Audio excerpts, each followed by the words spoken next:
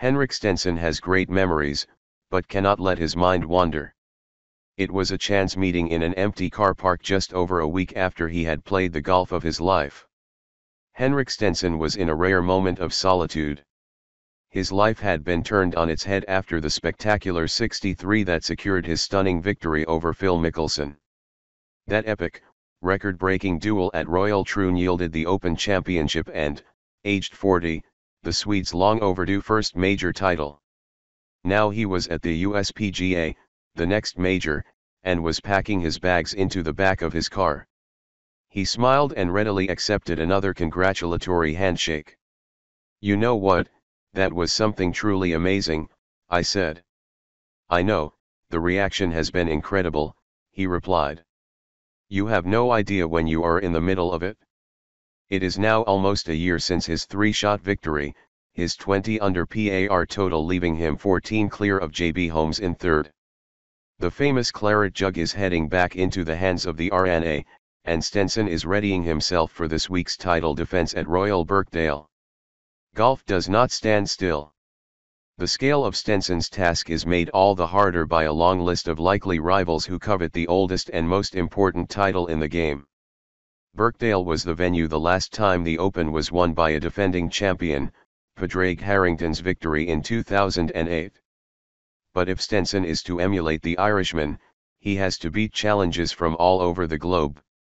There is a rampant newcomer in Spain's Jon Rahm, in-form local lad Tommy Fleetwood, Japan's Hideki Matsuyama, and a string of Americans headed by world number 1 Dustin Johnson, and including players such as Rickie Fowler, Jordan Spieth, and US Open champion Brooks Koepka.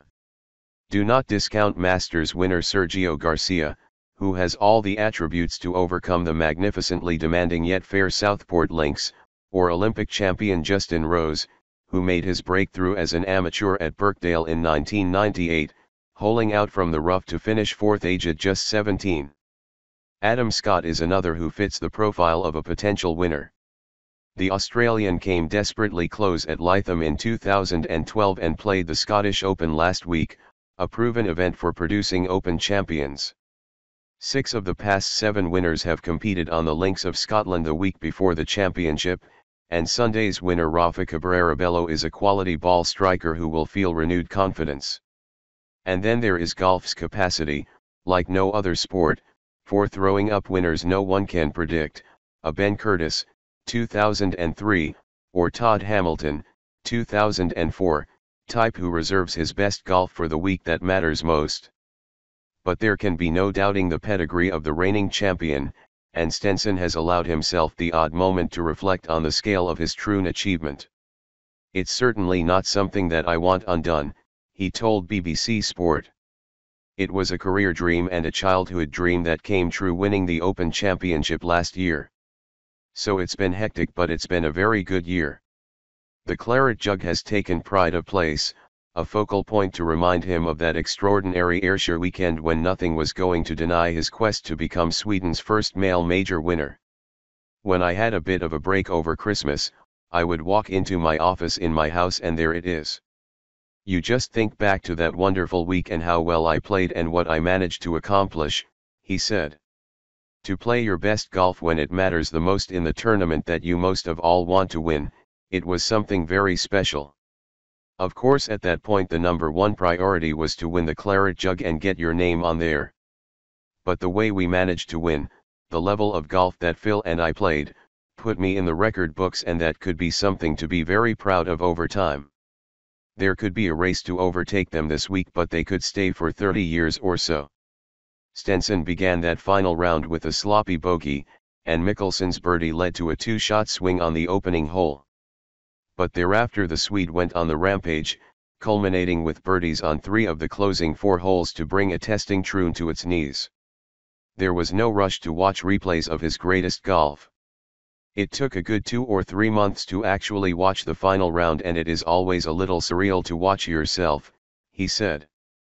"It all feels very natural because you were there, and I was the one playing, but at the same time you haven't watched it from the outside, so to speak, so it is a different thing to watch it on tape. If I ever need a little boost in the right direction and remind myself of what I can do, I can always go back and pick that tape up again. Stenson, though, knows this is not the time for reflection. A mediocre performance to finish tied 26th at last week's Scottish Open sums up the past year, and he has yet to return to winning's ways. At times I feel like I've been a little bit off, mentally, and the focus hasn't been there 100%, he admits. It's kind of hard to turn the page because you are always talking about what happened last summer, and with this game you have got to be in the moment and keep looking forward. That will have to be the case at Birkdale this week. Arguably the finest golf course in England, it invariably identifies great champions.